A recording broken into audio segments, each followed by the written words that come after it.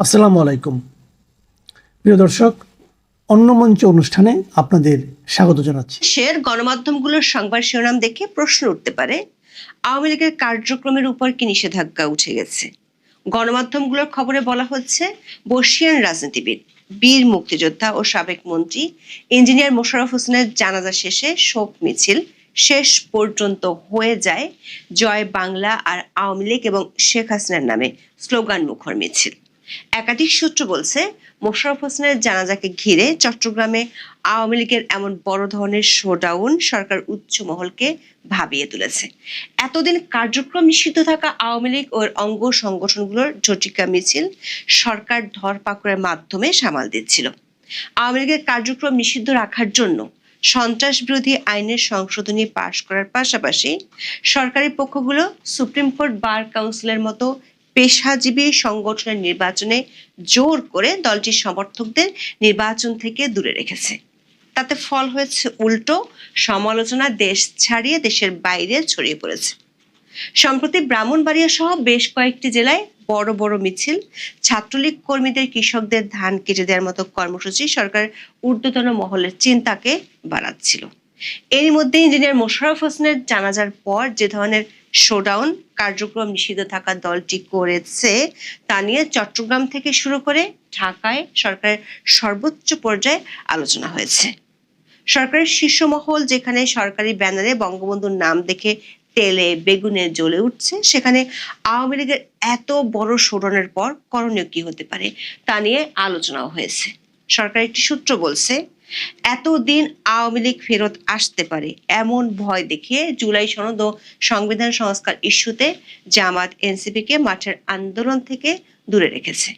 কিন্তু গত কয়েক সপ্তাহে আওয়ামী লীগ ও এর অঙ্গ সংগঠনগুলোর শোডাউন এবং সবশেষ আজকে শোডাউনের পর সরকারের চিন্তা বিরোধী দল থেকে সরে এসে আওয়ামী লীগের দিকেই ঝুঁকছে। বিশেষ করে হামে শিশু মৃত্যু আর আমেরিকার সাথে বাণিজ্য চুক্তি নিয়ে ইউনূস প্রশাসনের দায় মোচনে বিএনপি সরকার যখন ব্যাকফুটে, আবার পশ্চিমবঙ্গে বিজেপির জয়ের পর ভারতের সাথে দ্বিপাক্ষিক সম্পর্কে টানাপোড়েন শুরু হওয়া এবং সবশেষ 6 মাসের মধ্যে শেখ হাসিনার ফিরে আসার অডিও বার্তা প্রচারের পর সরকারের শীর্ষ মহলকে আওয়ামী লীগ নিয়ে নতুন করে ভাবতে হচ্ছে। বিস্তারিত জানতে চলুন যাওয়া যাক বিশ্লেষণে। 24-এর 5 আগস্ট ক্ষমতার পট পরিবর্তনের পর আওয়ামী লীগের 130 জনের মতো সাবেক মন্ত্রী ও সংসদ সদস্য এ পর্যন্ত গ্রেপ্তার হয়েছেন। অনেক নেতা দেশের বাইরে ও ভেতরে পালিয়ে আছেন। দলটির কার্যক্রমের উপর ইন্টারিম গভর্নমেন্টের পর বিএনপিও নিষেধাজ্ঞা বহাল রেখেছে। যদিও বিএনপি জামাত দুই দলই নির্বাচনের সময় আওয়ামী লীগের সমর্থকদের কাছে ভোট চাওয়ার ক্ষেত্রে প্রতিযোগিতায় নেমেছিল। ইন্টারিয়ামের আমল থেকে দলটির নেতাকর্মীরা কর্মসূচি বলতে ঝটিকা মিছিল করে আসছে। যদিও এসব মিছিল থেকে অনেক নেতাকর্মী গ্রেপ্তার হয়েছেন, তারপরও প্রায় রাজধানী ঢাকা সহ দেশের প্রত্যন্ত অঞ্চলে মিছিল করতে দেখা যাচ্ছে। পুলিশের একাধিক সূত্র বলছে, অন্তর্বর্তী সরকার আমল থেকে আওয়ামী লীগ ও এর অঙ্গ সংগঠনগুলোর মিছিল নিয়ে পুলিশকে বেশ বিপাকে পড়তে হয়, জবাবদিহি করতে হয়। অন্তর্বর্তী সরকার আমলে গত বছরের 24শে সেপ্টেম্বর একদিনই রাজধানীর বিভিন্ন স্থান থেকে ঝটিকা মিছিল করার সময় 244 জন নেতাকর্মীকে গ্রেপ্তার করা হয়েছিল।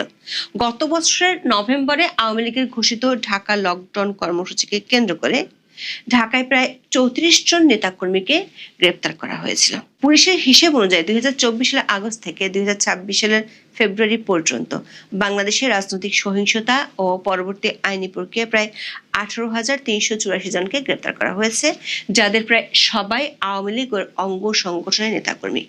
বিএনপি ক্ষমতায় আসার পর সাবেক মন্ত্রিসভার অন্তত 4 জন সদস্য এবং আওয়ামী লীগের কেন্দ্রীয় কমিটির 12 জন শীর্ষ নেতাকে গ্রেপ্তার করা হয়েছে। কিন্তু এত ধরপাকড়ের মধ্যেও কার্যক্রম নিষিদ্ধ থাকা দলটির মিছিল ও তৎপরতা থেমে নেই। গত মঙ্গলবার সকালে ব্রাহ্মণবাড়িয়া জেলা শহরের পূর্ব মেট্রা এলাকার কোকিল টেক্সটাইল এলাকা থেকে সমাজসেবা অফিস পর্যন্ত ঝটিকা মিছিল বের করেন নিষিদ্ধ ঘোষিত ছাত্রলীগের নেতাকর্মীরা। মিছিলটির নেতৃত্ব দেন ব্রাহ্মণবাড়িয়া শহর ছাত্রলীগের সাবেক সাধারণ সম্পাদক ও জেলা কমিটির সদস্য লিমন আল স্বাধীন। এই মিছিলটির ভিডিও সামাজিক যোগাযোগ মাধ্যমে ভাইরাল হওয়ার পর তা নিয়ে ব্যাপক আলোড়ন দেখা দেয়। পরদিন ছাত্রলীগের কয়েকজন নেতাকর্মী কৃষকের পাকা ধান কেটে দিচ্ছেন এমন একটি ভিডিও সামাজিক যোগাযোগ মাধ্যম ফেসবুকে ছড়িয়ে পড়ে। ঘটনাটি ঘটেছে মঙ্গলবার শরীয়তপুরের জাজিরা উপজেলার কুন্ডেরচর এলাকায়। দৈনিক প্রথম আলোর খবরে বলা হয়েছে, পদ্মাবাহিত জাজিরা উপজেলার কুন্ডেরচর ইউনিয়নের একটি গ্রামে ছাত্রলীগের 10 থেকে 12 জন নেতাকর্মী এক কৃষকের ধান কেটে দিয়েছেন। তাদের ধান কাটার একটি ভিডিও সামাজিক যোগাযোগ মাধ্যমে ছড়িয়ে পড়েছে।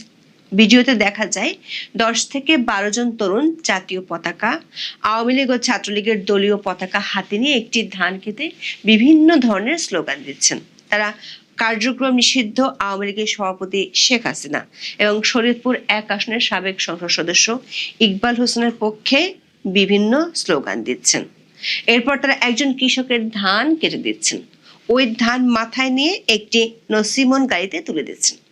ধান কাটতে সহযোগিতা করায় ওই এলাকার একজন কৃষক শরীয়তপুর জেলা ছাত্রলীগ ও জাজিরা উপজেলা ছাত্রলীগের নেতা কর্মীদের ধন্যবাদ দিতেও শোনা যায়। নিষিদ্ধ ঘোষিত ছাত্র সংগঠনটির এমন কার্যক্রমে বিপাকে পড়ে পুলিশ। উপরের মহলের চাপে খোঁজ নেওয়া শুরু করে। সরকারের শীর্ষ মহল থেকে পুলিশকে গোয়েন্দা তৎপরতা বাড়ানোর তাগিদ দেওয়া হয়। 13ই মে যখন এ নিয়ে আলোচনা চলছিল, তখন সাবেক সংসদ সদস্য ও বীর মুক্তিযোদ্ধা ইঞ্জিনিয়ার মোশাররফ হোসেনের মৃত্যুর খবর আসে।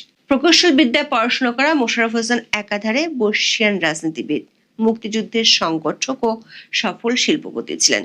এই মুক্তিযোদ্ধা 1 নম্বর সেক্টরের সাব সেক্টর কমান্ডার ছিলেন। যুদ্ধের সময় বিভিন্ন গুরুত্বপূর্ণ অপারেশনের নেতৃত্ব দেন তিনি। 1972 সালের সংবিধান প্রণেতাদের অন্যতম মোশাররফ হোসেন চট্টগ্রামের মিরসরাই আসন থেকে আওয়ামী লীগের প্রার্থী হিসেবে 6 বার এমপি হন। আমৃত্যু তিনি ছিলেন আওয়ামী লীগের সভাপতি মণ্ডলীর সদস্য। 1996 সালে তিনি বেসামরিক বিমান পরিবহন ও পর্যটন মন্ত্রণালয়ের মন্ত্রীর দায়িত্ব পালন করেন। পরে গৃহায়ন ও গণপূর্ত মন্ত্রী হিসেবেও দায়িত্ব পালন করেন। 2022 সালের 7 ডিসেম্বর রাজধানীর পল্টনে বিএনপি কার্যালয়ে হামলা ও বিএনপি কর্মী মকবুল হত্যার ঘটনায় করা মামলায় 2024 সালের 27 অক্টোবর রাজধানীর বসুন্ধরা আবাসিক এলাকা থেকে মোশাররফ হোসেনকে গ্রেপ্তার করেছিল গোয়েন্দা পুলিশ। পরে আরো বেশ কিছু মামলায় তাকে গ্রেপ্তার দেখানো হয়। কারাগারে থাকা অবস্থায় অসুস্থ হয়ে পড়লে 2025 সালের 5 ফেব্রুয়ারি চট্টগ্রাম মেডিকেল কলেজ হাসপাতালে ভর্তি করা হয় তাকে। 2025 সালের 14 আগস্ট সব মামলায় জামিন পেয়ে কারাগার থেকে বেরিয়ে আসেন তিনি। এরপর থেকে শ্বাসতন্ত্রের জটিলতা সহ নানা শারীরিক অসুস্থতার কারণে হাসপাতালে ভর্তি ছিলেন। 13ই মে তিনি হাসপাতালে চিকিৎসাধীন অবস্থায় মারা যান। 14ই মে চট্টগ্রামে হাজারো মানুষের উপস্থিতিতে এই বর্ষিয়ান রাজনীতিবিদের জানাজা হয়। তাকে শেষ শ্রদ্ধা জানাতে জানাজায় মানুষের ঢল নামে। বৃহস্পতিবার বেলা 11:15টায় চট্টগ্রাম নগরে জমিয়াতুল ফালাহ মসজিদ মাঠে তার জানাজা অনুষ্ঠিত হয়। এর আগে সকাল 10টা থেকে জানাজায় অংশ নিতে বিভিন্ন শ্রেণী পেশার মানুষ জড়ো হতে থাকেন। জানাজা শেষ হতেই মরদেহ নিয়ে রাখা হয় অ্যাম্বুলেন্সে। তখনই মাঠের চারপাশ থেকে হাজারো সহযোদ্ধা, রাজনৈতিক সহচর ও অনুসারীরা অ্যাম্বুলেন্স ঘিরে স্লোগান ধরেন। তাদের কণ্ঠে ওঠে বীর চট্টলার মোশাররফ ভাই, আমরা তোমায় ভুলি নাই, জয় বাংলা, জয় বঙ্গবন্ধু, শেখ হাসিনা আসবে, বাংলাদেশ হাসবে স্লোগান।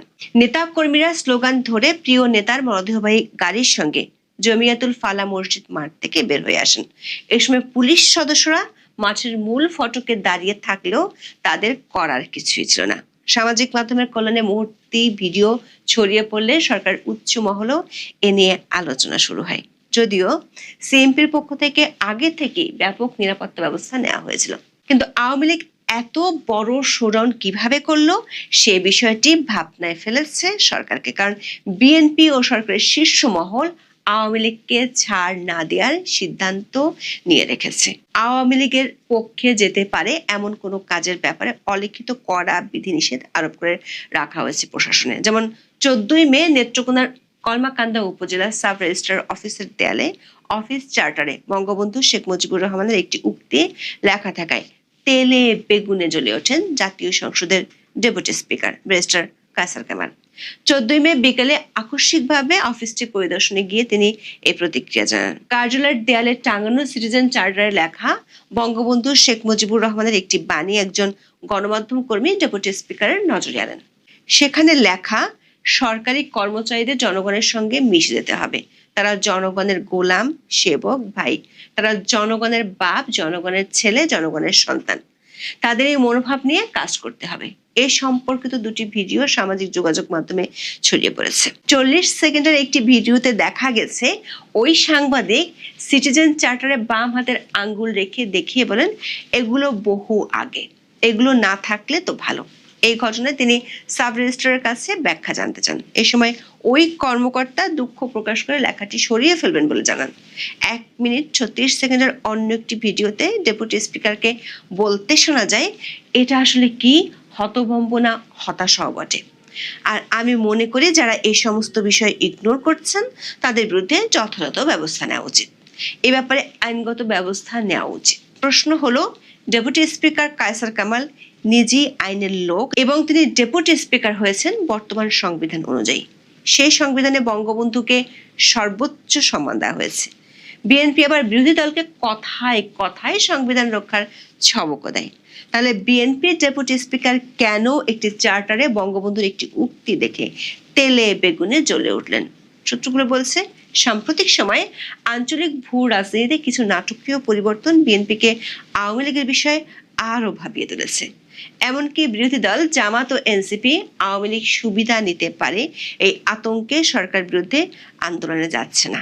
দৈনিক যুগান্তরের এক রিপোর্টে বলা হয়েছে, রাজনীতির মাঠে প্রকাশ্যে হাকডাক যতই থাক না কেন, ক্ষমতাসীন বিএনপি ও জামাত ইসলামী নেতৃত্বাধীন বিরোধী দল কেউই আপাতত একে অপরের বিরুদ্ধে কঠোর অবস্থানে যাচ্ছে না। রিপোর্টটিতে বলা হয়েছে, সরকার ও বিরোধী দলের মধ্যে সংঘাতময় পরিস্থিতি তৈরি হলে তাতে কার্যক্রম নিষিদ্ধ আওয়ামী লীগের রাজনীতিতে ফেরার সুযোগ তৈরি হবে।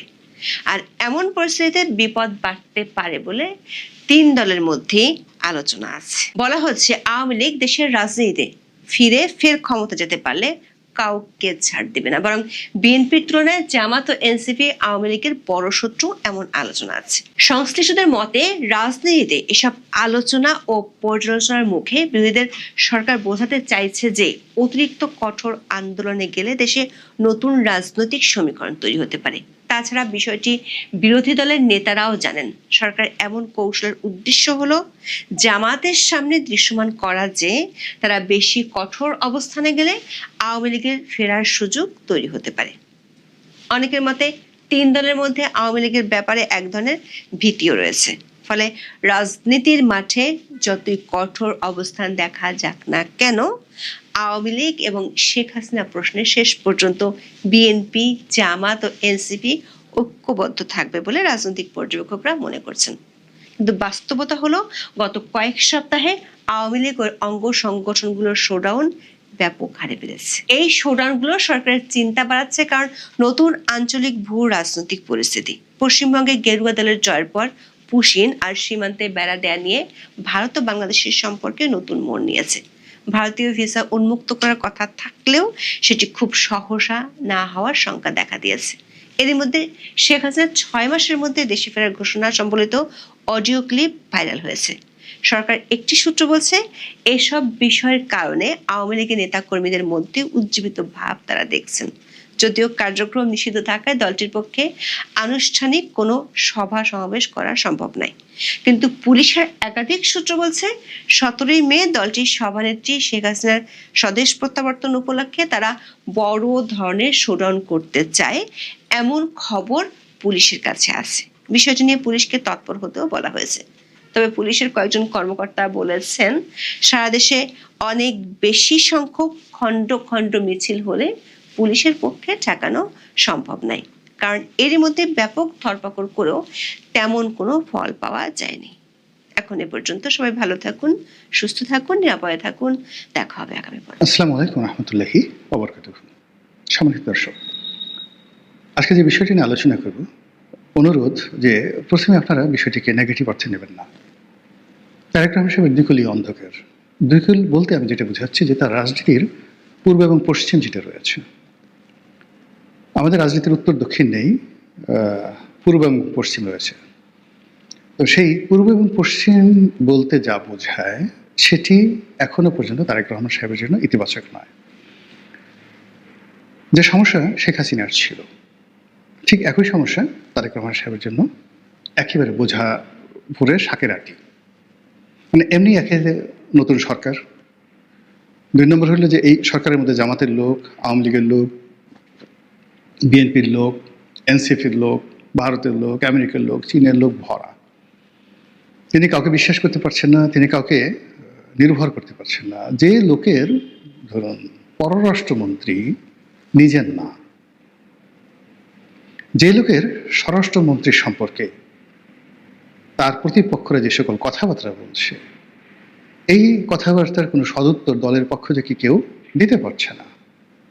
যেখানে স্বরাষ্ট্রমন্ত্রী বলছে অমুকের, অমুক ব্যক্তির, অমুক রাষ্ট্রের, অমুক অমুক, এই সমস্ত বাজে কথার একটা উত্তর বিএনপির পক্ষ থেকে দেওয়া যাচ্ছে না, স্বরাষ্ট্রমন্ত্রী নিজেও দিচ্ছে না, তার পক্ষে কেউ কথা বলছে না। একজন স্বরাষ্ট্রমন্ত্রীকে বলা হচ্ছে রয়্যাল লোক, এএস আলমের লোক। এই সমস্ত কথা সহ্য করা যায় বলেন তো? এই গেল স্বরাষ্ট্রমন্ত্রীর কথা। ফলে এই স্বরাষ্ট্রমন্ত্রীর ডান দিকে যদি তার থাকে, বাম দিকে যদি আপনার পররাষ্ট্রমন্ত্রী থাকে, এই আমেরিকার লোক, এই ইউনুসের লোক, এই ডিপ স্টেটের লোক, কিন্তু এই লোক কোনো কিছুরই না ধরেন, কিন্তু এই লোক যে বিএনপির না, এটা তো সত্য। তো এই বিষয়গুলো এখন তারেক রহমান সাহেব ধরেন তার স্বরাষ্ট্রমন্ত্রী, তার পররাষ্ট্রমন্ত্রী, তাদের ব্যাপারে তাকে চোখ বুঝে নির্ভর করতে হবে। এর সাথে গুরুত্বপূর্ণ মন্ত্রণালয় বাংলাদেশের দ্বিতীয়টি নেই, দুটোই গুরুত্বপূর্ণ মন্ত্রণালয় আছে। গেল সেন্ট্রাল ব্যাংকের অর্থ ব্যবস্থা, এখানে এই ভদ্রলোক আসলেন গভর্নর হয়ে, ওনার সঙ্গে দলের কি সম্পর্ক? মানে সবচেয়ে এই মুহূর্তে অর্থমন্ত্রীর চাইতেও গুরুত্বপূর্ণ হলো বাংলাদেশ ব্যাংকের গভর্নর। এই ভদ্রলোকের সঙ্গে বিএনপির কি সম্পর্ক, অর্থনীতির কি সম্পর্ক, তারেক রহমান সাহেবের কি সম্পর্ক, আমরা কিছুই জানি না। কিন্তু উনি সরকারের সবচেয়ে গুরুত্বপূর্ণ 3 নম্বর যে পদটি সেন্সিটিভ, সেখানে এসে বসলেন। এরপরে ধরেন সরকারের পরিকল্পনা মন্ত্রণালয়, মানে যদি বলা হয় বাংলাদেশকে যদি আগামীতে এগিয়ে নিতে পারে, সেটা হলো পরিকল্পনা মন্ত্রণালয়। সেখানে মন্ত্রীকে জুনায়েদ সাকিব, সে তার দলের লোক নয়, এটাই সে প্রথম এমপি, এটাই সে প্রথম মন্ত্রী। রাজপথে দাঁড়িয়ে জোরে জোরে কথা বলা, হাত উঁচু করে কথা বলা, এইগুলো ছাড়া তো 2 কলম লিখতে পারে। আর প্রথম আলোর প্রমোশন মানে মতিউর রহমান, মাহফুজ আনাম গঙ্গের বাই প্রোডাক্ট। এছাড়া এই ছেলের একটা পরিকল্পনা মন্ত্রণালয় চালানোর যোগ্যতা আছে। আপনারা যদি কেউ আমাকে বলতে পারেন, বা ওই ছেলে যদি আমাকে বলতে পারে যে রনি ভাই আমার এই পরিকল্পনা মন্ত্রণালয় চালানোর যোগ্যতা আছে, I can do better than you, আপনার সে ভালো করতে পারে, অন্য কারো দরকার নেই, হাতে চুরি পরে ঢাকা শহরে ঘুরবো, তাকে আপনি বাংলাদেশের মানে অর্থ মন্ত্রণালয়ের চাইতেও পরিকল্পনা মন্ত্রণালয়ে আপনি বসিয়ে দিয়েছেন। ফলে আপনার কোন কুল আছে? আপনি এখানে একজন ভদ্রলোকে নিয়ে আসছেন পররাষ্ট্র উপদেষ্টা রূপে, যেখানে যাচ্ছে খলিলুর রহমানের সাথে গেছে। খলিলুর রহমান সাহেব যদি আকাশের চাঁদ হয়, এ লোক মোমবাতি, অবোধ শিশু, এখনো রাজনীতি, অর্থনীতি, পররাষ্ট্রনীতির তার যে দুধ দাঁত এটা গজিয়েছে, এটা পররাষ্ট্র মন্ত্রণালয়ের একটা জুনিয়র, যে যাকে বলা হয় ফার্স্ট সেক্রেটারি কোনো একটা মন্ত্রণালয়ের, মানে আয়দার মন্ত্রণালয়ের অথবা যাকে বলা হয় দূতাবাসের, বলতে পারবে না। রেসপেক্টিভ মানে একজন লোক পররাষ্ট্র উপদেষ্টা হবেন, যেখানে আগে রিয়াজ রহমান ছিলেন, যেখানে আগে শমশের মোবিন চৌধুরী ছিলেন। শমশের মোবিন চৌধুরীর মতো মানুষ ওই সময়টাতে বেগম জিয়াকে যেভাবে ভারতে নিয়ে সংবর্ধনা দিয়েছিলেন, মনমোহন সিং স্বয়ং এয়ারপোর্টে এসে তাকে রিসিভ করেছেন, একজন শমশের মোবিন চৌধুরীর কারণে। এবং শেখ হাসিনার বিকল্প হিসেবে ওই সময় শেখ হাসিনার রেজিম, শেখ হাসিনার জমানাতে বেগম জিয়া বিরোধী দলীয় নেত্রী হিসেবে যাচ্ছে, এবং তাকে রিসিভ করার জন্য প্রধানমন্ত্রী মনমোহন সিং এয়ারপোর্টে চলে এসে নিজে গাড়ির দরজা খুলে দিয়েছে। রেকর্ড কার জন্য? There were somebody in the foreign affairs matter. এটা শমশের মোবিন চৌধুরী করেছেন। তার অপরাধ কি? সে তারেক রহমান সাহেবকে তুমি করে বলতেন, এছাড়া কোনো অপরাধ ছিল না, নাথিং। তুমি করে বলতেন, এগুলো তার অপরাধ। যা গেল। এখন এখানে যে আসছে, হুমায়ুন কবির যে আসছে, সে হয়তো তারেক রহমান সাহেবকে সালাম করেন, ভাইয়ে ভাইয়ে ডাকেন বা স্যার ডাকেন, কিন্তু এগুলো দিয়ে তো চীনের সাথে বাণিজ্য হবে না, এগুলো দিয়ে তো ভারতের সাথে কূটনীতি হবে না, এগুলো দিয়ে আমেরিকার সঙ্গে বার্গেনিং হবে না। তো যেটা বলছিলাম যে সেদিক থেকে আপনি যে তার যে কোন দিকটা আলোক উজ্জ্বল আছে, সে একজনকে স্বাস্থ্যমন্ত্রী বানিয়েছেন। এখন সর্দার সাখাওয়াত হোসেন বকুল আমাদের খুব ঘনিষ্ঠজন, আমার খুব আপনজন ব্যক্তি। তিনি he is a political master, just like political master. কিন্তু মানে তাকে সাহায্য করার জন্য যে একটা গ্রুপ দরকার পলিটিক্যাল মাস্টার হিসেবে, এই পদগুলোতে যে ধরনের ধরেন ডক্টর রুহুল হক ছিলেন, ডক্টর আব্দুল মতিন ছিলেন, বিএনপির জামানাতে, আওয়ামী লীগ জামানাতে ডক্টর রুহুল হক ছিলেন, তারা যেভাবেই মন্ত্রণালয়টা চালাতে পারতেন। নাসিম সাহেবরা কি করেছেন? নাসিম সাহেব দুর্নীতির স্বর্গরাজ্য তৈরি করে ফেলেছেন। এরপর এখানে এই যে জাহিদ মালিক আসছে, দুর্নীতির বিশ্ব রেকর্ড করে ফেলেছেন। যখন এখানে রুহুল হকের বিরুদ্ধে দুর্নীতির অভিযোগ আছে, but there is a limited. কিংবা আপনি দেখেন এই যে ডক্টর সামন্তলাল সেনকে শেখ হাসিনা শেষ পর্যায়ে দিয়েছেন, ইট ওয়াজ ওয়াইডলি প্রশংসিত, এবং এখন সব বাংলাদেশের মানুষ সবাই বলে সে বাংলাদেশের সর্বকালের সেরা স্বাস্থ্যমন্ত্রী। কিন্তু ওনার সাথে আমার এমন সম্পর্ক, মানে কি বলবো, সে রুহুল হকের রুমে গিয়ে ঢুকবে, মন্ত্রণালয়ে ঢুকবে এরকম একটা পাস তার ছিল না। সে এসে সামন্তলাল এসে দেখি যে ঢাকা মেডিকেলের যে ডিরেক্টর তার রুমে বসে আছে, উনি, আমি তখন সংসদ সদস্য, আমার ছেলে হাসপাতালে অসুস্থ ছিল ঢাকা মেডিকেলে, আমি সে অনুযায়ী ডিরেক্টর রুমে বসে আছি। তো সে ডিরেক্টর মুস্তাফিজুর রহমান ছিল তখন, ব্রিগেডিয়ার মুস্তাফিজুর রহমান ছিল ডিরেক্টর, যেটা ওষুধ প্রশাসন পরে ডিজি হয়েছিলেন। তো তাকে বলছে স্যার আমাকে একটু মন্ত্রণালয়ে ঢোকার ব্যবস্থা করে দেন। সে বলে যে আমি কিভাবে ঢুকাবো? তখন আমি সামন্তলালকে নিয়ে গেলাম, শুধু নিয়ে গেলাম না, সামন্তলালও জীবিত, শুধু ওনাকে আমার গাড়িতে নিয়ে গেলাম, মন্ত্রণালয়ে ঢুকালাম এবং ওনাকে সোজা নিয়ে মানে স্বাস্থ্যমন্ত্রী মিটিংয়ে ছিলেন, সে স্বাস্থ্যমন্ত্রীর সামনে, রুহুলকের সামনে নিয়ে বললাম যে আপনি এই ফাইলটা দেখেন, প্রধানমন্ত্রীর ফাইল, এই ফাইলটা আপনি ওকে করে দেন। আর ওই কাজটা যদি 2010 সনে আমি না করতে পারতাম, তাহলে আজকে যে বার্ন ইউনিটটা এটা তৈরি হতো না। এখন এইটা সাক্ষী সামন্তলাল। দ্বিতীয় সমস্যা হলো ওই যে ঢাকাতে শেখ হাসিনা বার্ন ইউনিট যেটা হয়েছে, ওখানে এখন যে পরিচালক আছে ডক্টর নাসির, আমার খুব ঘনিষ্ঠ বন্ধু। তো ডক্টর নাসিরের ওখানে একটা হলো মামলা দিয়ে বসলো, ওখানে একটা পেট্রোল পাম্প ছিল, পেট্রোল পাম্পের মালিক মামলা দিয়ে বসলো। এই সামন্তলাল সবাই মিলে তারা ওই ডক্টর নাসিরকে দায়িত্ব দিল এই মামলাটা নিষ্পত্তি করার জন্য। ডক্টর নাসির আমার কাছে আসলো, হাইকোর্টে রিট করতে হবে।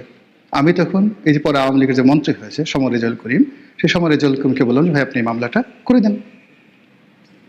সেই মামলাটা করে দিল। সামন্তলালের পক্ষ থেকে তাকে 2 লাখ না 3 লাখ টাকাও দেওয়া হয়েছিল, সে টাকাটা ফেরত 2 লাখ টাকা পয়সায় নেয়নি। তা আজকের এতগুলো একটা জিনিস হলো, এখানে যে গোলাম মোল্লা রনি নামক একজন মানুষ আছে, এখানে যে সামন্তলাল আছে, এখানে যে ডাক্তার নাসির আছে। তো ডাক্তার নাসির বিএনপির লোক, কিন্তু বিএনপির লোক হওয়া সত্ত্বেও সে সামন্তলালের সঙ্গে তার সম্পর্ক ছিল সবচেয়ে ভালো। তারপরে সে এখন এই বার্ন ইনস্টিটিউটের সে পরিচালক। কিন্তু এই বার্ন ইনস্টিটিউটটা বিল্ডিং করা থেকে শুরু করে এই ডাক্তার নাসিরের যে ভূমিকা, তার যে কর্তৃত্ব, সে না হলে ডাক্তার নাসিরের না হলে এটা হতো না। আবার সেই ডাক্তার নাসিরকে এখান থেকে বদলি করে, সে যখন সবচেয়ে ভালো কাজ করছে তাকে বদলি করে আওয়ামী লীগের যে বদমাশগুলো আছে তাকে ফরিদপুরে পাঠিয়ে দিচ্ছে, তার চাকরি নিয়ে টানাটানি। তো ওই সময় আমরা তো তাকে সাহায্য করেছি, সহযোগিতা করেছি। তো এইভাবে এই কাজগুলো আসলে যখন একটা মন্ত্রণালয় চলে, সেখানে পলিটিক্যাল কানেক্টিভিটি থাকলে সেখানে ভালো হয়। এখন সর্দার সাখাওয়াত হোসেন বকুল, তিনি এই জায়গাটাতে তিনি যে ভালো করবেন, এই ভালো করার জন্য দে আর মাস্ট হ্যাভ রিজন। বিএনপি দীর্ঘদিন এখানে ডাক্তার জাহিদ যেভাবে করতে পারতেন, এইভাবে এই মন্ত্রণালয়ে ওনার পক্ষে এই মুহূর্তে সম্ভব না। কিন্তু তিনি প্রচণ্ড দৌড়াদৌড়ি করতেছেন, বক্তব্য দিচ্ছেন, ডেইলি মানে ফাটাকেস্টের মধ্যে ঘুরে বেড়াচ্ছে, কিন্তু ফলাফল শেষ পর্যন্ত ঘোড়ার ডিম আসবে। এবং যদি দুর্নীতির অভিযোগ এসে যায় আগের মতো, আপনারা আশ্চর্য হতে পারবেন না। বিকজ স্বাস্থ্য মন্ত্রণালয়ের সিন্ডিকেটটা এত শক্তিশালী, এত বিরাট ব্যাপক, যে ওখানে আসলে নিয়ন্ত্রণ করা very tough, very very tough. Anyway, যেটা বলছিলাম যে চীন টাকা দেবে না, এখানে পররাষ্ট্রমন্ত্রী গেছেন, চীনের রাষ্ট্রদূত তারেক রহমান সাহেবকে নিমন্ত্রণ জানিয়েছেন ভিজিটের জন্য। কিন্তু এই মুহূর্তে যেটি দরকার সেটি হলো আনলিমিটেড টাকা দরকার। চীন সেই টাকাটা দেবে না, বিকজ এটা লিখে রাখেন, যতক্ষণ না পর্যন্ত আমেরিকার সঙ্গে আমাদের যে চুক্তিটি রয়েছে সেই চুক্তি বলবৎ থাকবে, চীন একটি পয়সাও দেবে না। আর চীনের হাত থেকে যদি এইভাবে বাজেটের সাপোর্ট না পায়, সরকার পরিচালনা করা, বাজেট টেনে নেওয়া, এটা মানে এই মুহূর্তে এটা বলতে গেলে দুরূহ একটা বিষয়। দ্বিতীয়ত হলো যে আমেরিকাকে পৃথিবীতে কেউ কখনো সুখী করতে পারেনি, যেখানে সৌদি আরব পারেনি, কাতার পারেনি, যেখানে কুয়েত পারছে না, যেখানে ইরান পারেনি। ইরানের মতো এত ঐতিহ্যবাহী একটা রাষ্ট্র, তারা তো আমেরিকার সাথে সম্পর্ক রক্ষা করার চেষ্টা করেছে, তাদের প্রথম থেকে সুদীর্ঘকালের আমেরিকার সঙ্গে তাদের বন্ধুত্ব, সেটা তারা পারেনি। ইভেন খমেনি চেষ্টা করেছে, হয়নি। এরা সবসময় অহংকারী উদ্যত, তারা শুধুমাত্র সুযোগটা নেবে, তারপরে আপনাকে তাড়িয়ে দেবে। আমেরিকা বাংলাদেশ থেকে যা যা দরকার ছিল, প্রয়োজন ছিল, সব নেওয়া হয়ে গেছে। এখন তারা আপনাকে গলায় রশি দিয়ে ঘুরাবে, কিন্তু আপনাকে কিছু দেবেন। আপনি যত দুর্বল হবেন, যত অসহায় হবেন, তত তার কলোনি প্রতিষ্ঠা করতে সুবিধা হবে। এখানে যত গণ্ডগোল হবে, আপনি ততই তার পায়ের উপর পড়বেন, ততই আপনি তার মুখাপেক্ষি হবেন। রাষ্ট্রদূত তো দূরের কথা, দেখা গেল আমেরিকার যে অ্যাম্বাসির যে আছে ঢাকাতে, তার একজন পিয়ন ড্রাইভার দারোয়ানের পেছনে আমাদের মন্ত্রী পর্যায়ের লোকরা ঘুরতে থাকবে, দেশের পরিস্থিতি যত সঙ্গীন হবে। 5টা বছর একেবারে শেখ হাসিনার মানে সরকারের তো 2008 থেকে যে 14 পর্যন্ত স্বর্ণালীর সময়, সেখানে বৃহত্তর যোগাযোগ মন্ত্রণালয়, রেল, তারপরে যে সেতু বিভাগ, এই সব বিভাগের সংসদীয় কমিটিতে ছিলাম। 3টা সাব কমিটির চেয়ারম্যান ছিলাম, অ্যাকাউন্টস, অডিট, এই 3টা সাব কমিটির চেয়ারম্যান ছিলাম। ফলে একটা রাষ্ট্র কিভাবে চলে, শেখ হাসিনা স্নেহ করতেন মানে ওখানে তোফায়েল সাহেবের মতো লোক, আমু সাহেবের মতো লোক, ওবায়দুল কাদের সাহেবের মতো লোক হাত ধরে বলতেন যে নেত্রী তোমারে পছন্দ করে, আমার বিষয়টা একটু বইল। ওবায়দুল কাদের জীবিত আছে, অস্বীকার করুক। তোফায়েল ভাই জীবিত আছেন, আমি উভয় জীবিত আছেন। ক্ষমতার এত কাছাকাছি থেকে শেখ হাসিনার নাম ব্যবহার করে ঢাকা শহরে 1 কাপ চা খেয়েছি, যদি কেউ বলতে পারে 2 হাত কেটে ফেলবো, 2 হাত কেটে ফেলবো। ওই জিনিসগুলো হয়নি। ফলে রাষ্ট্র কিভাবে চলে, ডিজিএফআইরা কি করে, এই জিনিসগুলো তো সিআইএ কি করে, এফবিআই কি করে, র কি করে, এই জিনিসগুলো আমরা যারা রাষ্ট্র পরিচালনার সঙ্গে সম্পৃক্ত ছিলাম, এগুলো আমাদের মুখস্থ। ফলে এই কাজগুলো এখন যেভাবে চলছে, ভালোভাবে চলছে না। সরকারে যারা কর্তা ব্যক্তি আছেন, তারা এই জিনিসগুলো ভালোভাবে চালাতে পারছেন না, পারবেন বলেও মনে হচ্ছে না। মহান আল্লাহ আমাদের সবাইকে হেদায়েত দান করুন।